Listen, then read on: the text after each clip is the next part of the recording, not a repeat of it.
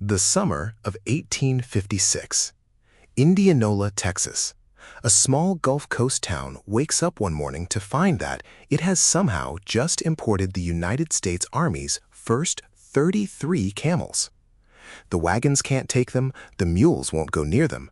The horses, who were not consulted, are losing their minds halfway down the street. And one of the men leading those camels off the boat will die 46 years later in the Arizona desert under a small stone pyramid with a copper camel on top.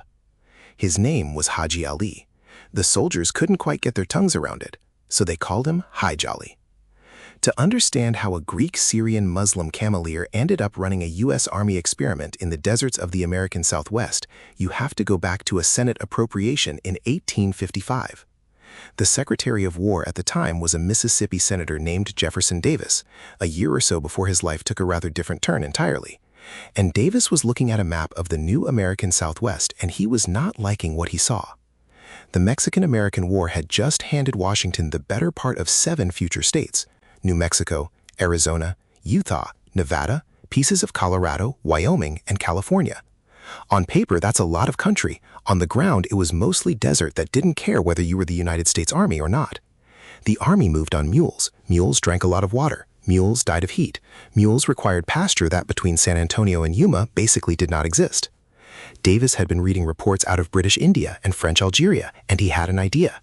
He went to Congress with a request for $30,000 and a naval ship called the USS Supply. Congress, in one of its less remembered acts, said yes. So a U.S. Army major named Henry C. Wayne sailed for the Ottoman port of Smyrna. He had 2 assignments: buy camels and hire the men who knew how to handle them. That second part is how Hi Jolly got on the boat. The camels came across the Atlantic in 2 shipments, packed below decks on a naval supply ship that had not been built for cargo that spit. The first batch reached Indianola, Texas in May of 1856, 33 animals, 3 or 4 cameleers, Hi Jolly among them. The town turned out to stare. The Army turned out to stare. There is a contemporary account of an Indianola horse seeing a camel for the first time and going through a fence the long way. The Army marched the camels inland to Camp Verde, near present-day Kerrville, Texas. They built corrals, they built sheds, they built a small mosque-shaped structure that the cameleers were allowed to use, which is, to my knowledge, the first dedicated Muslim place of prayer ever built on a U.S. Army post. And then they began running comparison tests. They loaded a camel with 600 pounds, they loaded a mule with 300.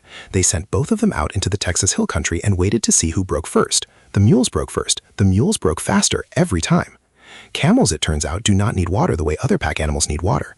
They can go 8-10 days between drinks.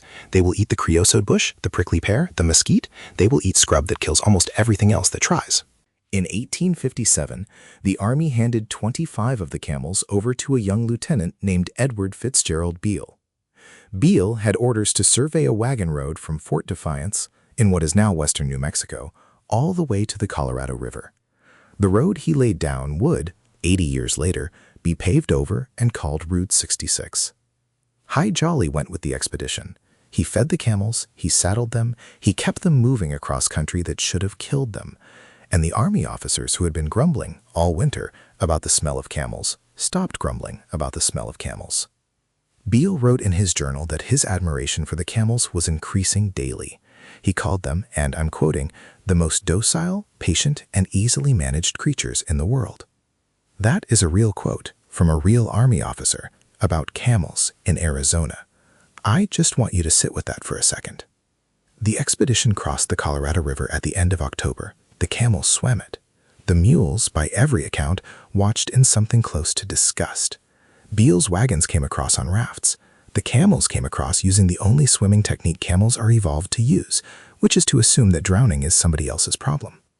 By the end of 1858, Beale was telling Washington that the camel experiment had worked. He recommended buying 1,000 more. Washington did not buy 1,000 more. Now here's where it gets peculiar. In 1861, history did what history tends to do. It changed the subject. Jefferson Davis, the man who had championed the camels, the man whose name was on every Army memo about the program, became the President of the Confederate States of America.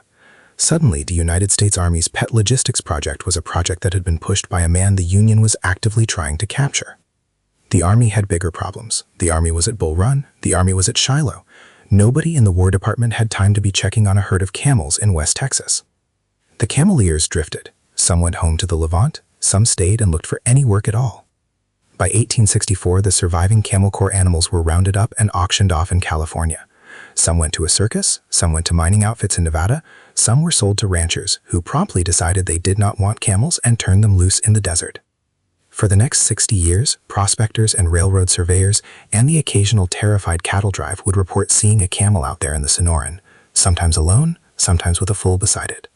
The reports got rarer, the reports got stranger, the reports kept on showing up in the back pages of small Arizona newspapers until about 1934. The camels had outlasted the experiment by 70 years. Nobody was particularly sure what to do with that fact. And the man who had brought them off the boat in 1856 was still in Arizona. Hi Jolly did not go back to Smyrna. He stayed. He drifted west. He bought a small string of camels at the 1864 auction, hoping to start a freight company between Yuma and the Colorado mining camps. The mining camps did not want camels. The mining camps wanted mules. The mining camps had opinions about both, very firmly held. In the 1870s, he was hauling freight along the Colorado River, sometimes by camel, sometimes by mule, mostly by whatever the customer would pay for. In 1880, he walked into a courthouse in Tucson and was naturalized as a citizen of the United States. The name on the paperwork is Philip Tedrow. Philip is what the Greek side of his family had called him. Tedrow was a corruption of his father's name. Haji is the honorific you earn for completing the pilgrimage to Mecca, which he had done as a young man. Ali was his given name. So depending on which decade you caught him, he was Haji Ali, or Philip Tedrow, or Hi Jolly, sometimes within the same week. He married a woman named Gertrudis Serna. They had 2 daughters. He tried to settle. The settling didn't quite take. He went out to the Tyson's Wells country, near what would later be called Quartzsite, looking for gold. Like most men who went out looking for gold, he didn't find any. He hauled supplies. He scouted for the army when they had work for an old hand. He kept 1 or 2 camels around when he could afford the feed. He got poorer every year. By the late 1890s, he had drifted to the desert outpost of Quartzsite. There was almost nothing there. A trading post, a few prospector cabins, a graveyard. The Southern Pacific had not yet decided whether the place was worth a sighting. He kept a single old camel in a corral behind his cabin, fed it on creosote and table scraps, and was, by every account of every traveler who passed through, kind to it. He died in 1902. He was about 74. The town of Quartzsite, which barely qualified as a town, buried him in their small cemetery, in a grave that for 32 years was unmarked, except by the people who remembered him. In 1934, the state of Arizona came back and built a small stone pyramid over his grave. They put a copper camel on top of it. They left it there. It is, by any measure, one of the strangest grave markers in the United States. It is also, by any measure, exactly right. The Camel Corps was a good idea that lost a political argument it had nothing to do with. The camels did everything the army asked them to do. The men who handled them did everything the army asked them to do. And then the country fell into a war about something else, and the project was filed under solved. Hi Jolly stayed because the desert was the part of America that had use for him. The country he came to wasn't the country he left it as, but the part that mattered, the part with the dust and the long horizons and the work that needed doing, that part stayed exactly the same. If forgotten corners of American history are your kind of story, the next one is already in the saddle. I'll see you down the trail.